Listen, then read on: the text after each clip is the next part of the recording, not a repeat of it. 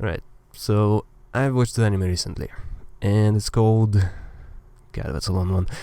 Tsuki to Laika to Nosferatu. Yeah, it's if you just search for Nosferatu anime, you're probably gonna find it. Anyway, it's perfect. A beautiful story about dreams. It truly was flawless start to finish in my eyes. I recommend it wholeheartedly.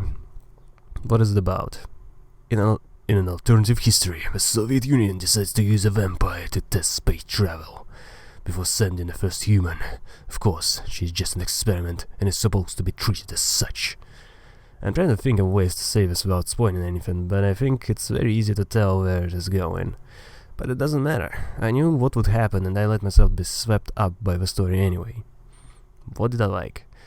I first and foremost liked the main duo. I think if they were not done this naturally well, this would not work at all.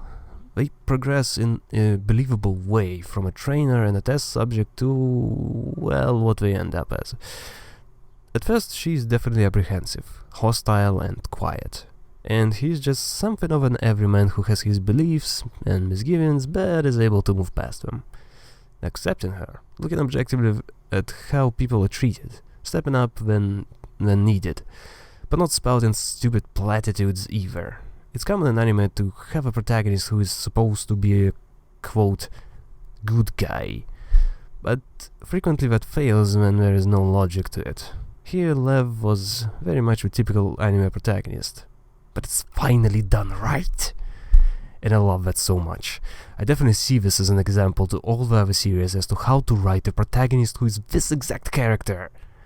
And Irina is also not very original, but again, she was actually done right. She naturally progresses from her initial state to slowly opening up, to trust in this man and realizing what she really feels. It's basically tsundere. Yet, damn is she written well. And I loved the topic of prejudice. Here it's on the forefront of the story and tries to frame this racism as an entirely stupid superstition. I love how it tackled the fact that Irina is a vampire. Yes, she gets hurt by the sun, yes, she can drink blood for sustenance, yes, she is a bit pale, but none of it is what makes her her. She is still a person. She doesn't go up the wall from garlic, she doesn't evaporate in the sun, she doesn't only drink blood. She's just different. And of course that made people hate her. But over time people see her for what she is. A hard worker, an adorable goofball when surprised, and most of all a driven person who knows what she wants and what she has to do. Not bitching and whining, not being mean for the sake of being mean, but just being her. And so they change. People step over their stupid racist views and move on. So I adored the topic of government suppression. Excellent topic it is to discuss. No, there is no gun pointed to my head. Delightful government officials only have people's best interests in mind. Hence why my country is currently prospering. Each person is better off now. Look, it's perfect.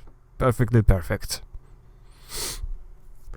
Hidden messages aside, I did think it portrayed well what happens in this kind of environment. Lev definitely knows what certain things are wrong, yet says what the government wants to hear. He is demoted in the first place because he disagreed with the treatment a superior was displaying. It's a constant state of fear and monitoring what you or anyone else around you says. Constant suppression.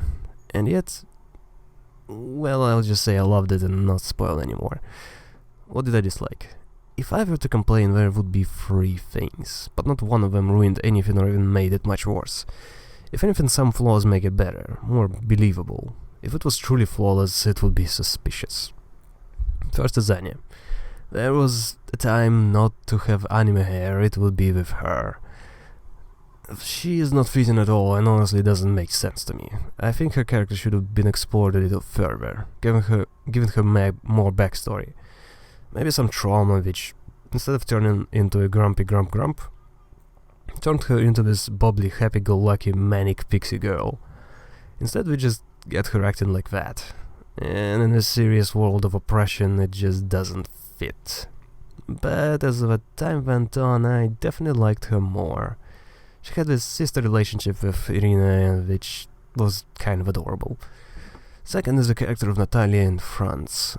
And I'm just gonna spoil it because this is just me guessing. The two of them are implied to be foreign agents, or agents of racist guys. Point is that they do some things which are very impactful in the moment, but there is never an explanation as to why that happens. I just wanted to know more about why they did what they did and really what happens to them in the background. Both seem mysterious and more interesting than what is shown. Third is the problem with animation. It is not bad, but the thing is, this is extremely high quality story. It's very well executed, acted and written. And it feels like the animators were either lazy or amateur at times. Certain things are sometimes too slow or choppy, and sometimes too fast. I can say that maybe it's like 10 or 20% at most, not being great, not being bad either, but it's noticeable. It's just not on the same level as the rest of it. If I were to guess, this is just me talking like I know things after watching Shirobaka, I guess they were running out of time and certain scenes were animated late, right before the deadline. So they were done in a crunch. Rushed and not perfect, but it's not like they could have done any better in a crunch time. So the end result is something truly great in my opinion. I think everything that the story is trying to show is done really, really well.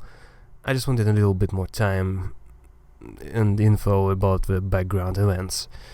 But even without that, it's an extremely good series. A definite recommendation.